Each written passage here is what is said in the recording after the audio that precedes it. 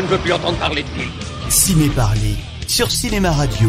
C'est un passeport pour un autre monde. Bonjour, c'est Bobo, bienvenue dans cet épisode de Ciné Parler. Aujourd'hui, je vais vous parler de la favorite de Yorgos Lanthimos, j'arrive jamais à dire son nom. Très chère reine, mais vous êtes folle. Allez m'offrir un palais.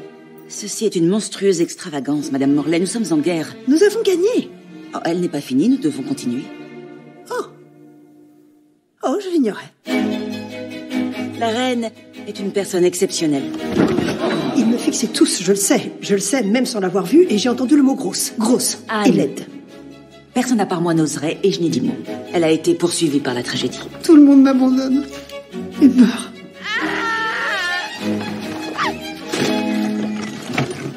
La favorite est le nouveau film de Yorgos Lanthimos, le magnifique réalisateur de The Lobster, de Mise à mort du cerf sacré.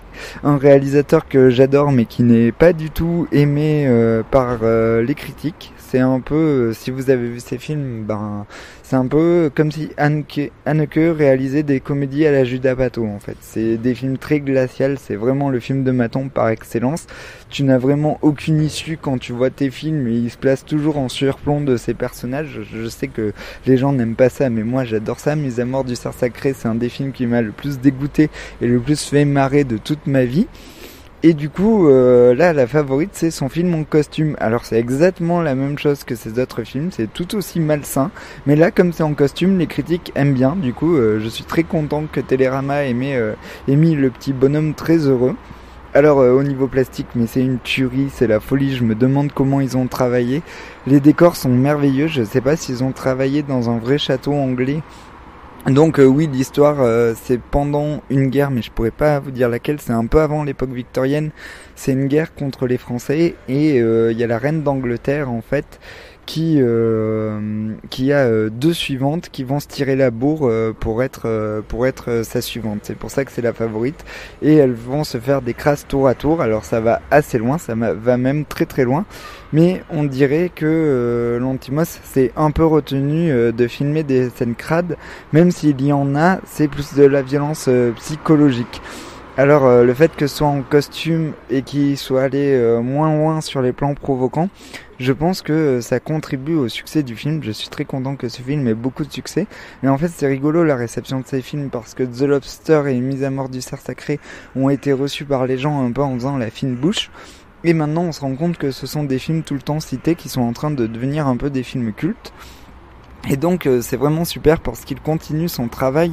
Et c'est vraiment très fort quoi. En fait j'ai un copain qui m'a dit que c'était un peu un film d'histoire tourné à la GoPro. Et c'est un peu ça, il joue beaucoup avec les focales, c'est très drôle, il fait des panoramiques magnifiques.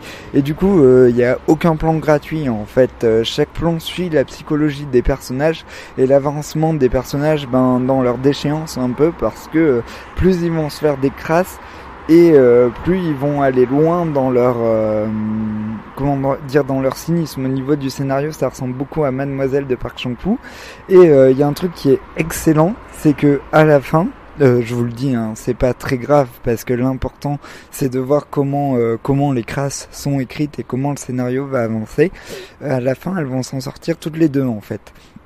Il y a aussi un truc excellent, c'est que le personnage secondaire du beau prince est vraiment très bien joué, très bien interprété, et les histoires d'amour et de classe sont vraiment très bien décrites. D'ailleurs, Mise à mort du cerf sacré était aussi un film sur les rapports de classe.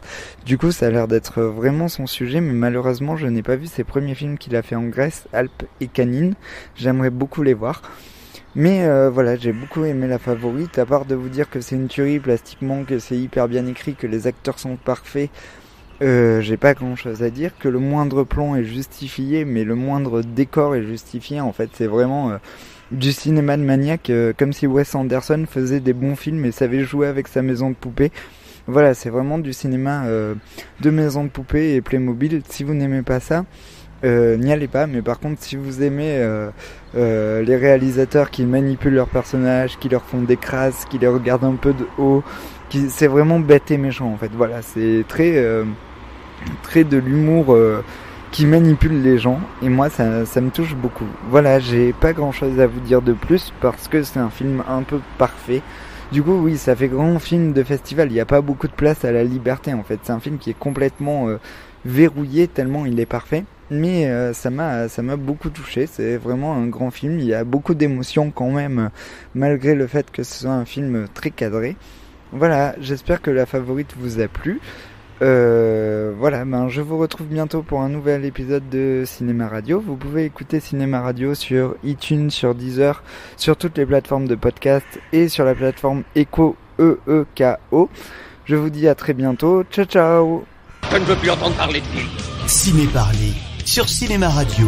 C'est un passeport pour un autre monde.